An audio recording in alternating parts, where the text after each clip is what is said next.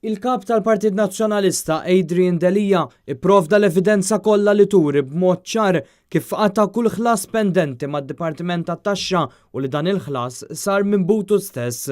Dan hekk kif Adrian Delija laqat talba li saritlu u ltaqa' mal-ġurnalisti ta' The Malta Independent on Sunday fejn bid-dokumenti fidu ta' prova li ma fadallu l-ebda ħlas jew penali pendenti.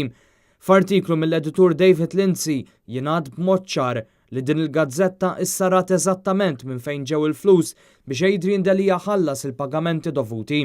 Kienet provduta b'evidenza iswed fuq l-abjad minn records pubbliċi li juru kif il-fondi ġew mill-beħ ta' isma f'kumpaniji li Adrian Delija kellu sehem fihom qabel laħaq kap tal-Partit Nazzjonalista kif ukoll minn beħ ta' proprjetà fis-Siġġiewi. Fost il-provi provduti minn Adrian Delija hemm dokument uffiċjali mid-Dipartiment tal-Inland Revenue li jikkonferma li ma fadallu l-ebda ħlas ta' taxxa jew bilanċi tal-FSS u SSC li huma pendenti. Adrian Delija provda wkoll dokumenti uffiċjali mill-Awtorità Maltija għas-Servizzi Finanzjarji li juru kif hu ddispona mill-isma tiegħu fi 3 kumpaniji. B'dawn id-dokumenti f'idejha, il-gazzetta tikkonferma li l-valur tal-isma huwa ferm ola mill-pagamenti li kellu dovuti. Dawn id-dokumenti jġibu fix-xejn l-insinwazzjonijiet tal-midja tal-Partit Laburista li Adrian Delija qed jaħrab milli jħallas dak dovut jew inkella li jagħmel użu minn xi fondi tal-Partit Nazzjonalista jew fondi minn attivitajiet illeċiti. Allegazzjonijiet li issa huma mgidba bi provi uffiċjali.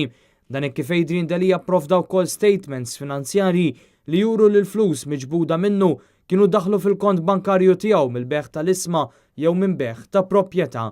Id-dokumenti jikkonfermaw ukoll li Adrian Delija ma gidibx fid-dikjarazzjoni tal-assi tiegħu kif insinwat il-Midja Laburista fost l-oħrajn għaliex proprjetà li l-Partit Laburista qal li ma ġiex dikjarata fil-verità fuqha kien hemm kuntratt ta' beħ saħansitra minn qabel daħal fil-politika u għalhekk din ma baqgħetx tiegħu.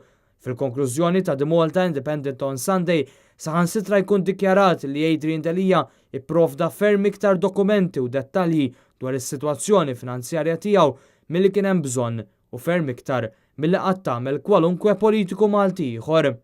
Fl-editorjal tagħha, l-istess gazzetta tagħmel kuntrast mal-Ministru Konrad Mizzi li minkejja skandlu fejn inkixef kumpanija sigrita fil-Panama qatt ma pprovda d-dokumenti mitluba.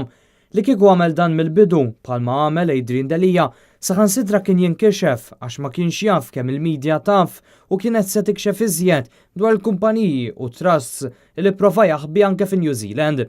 Tħobbu jew tobodu, Adrian Delija qed juri mill-ġdid li mhux se jippermetti li l-integrità tiegħu tintefa' f'dubju. Kull meta ddubitajnieh avviċinana biex jiċċara dan, jiddikjara l-editorjal.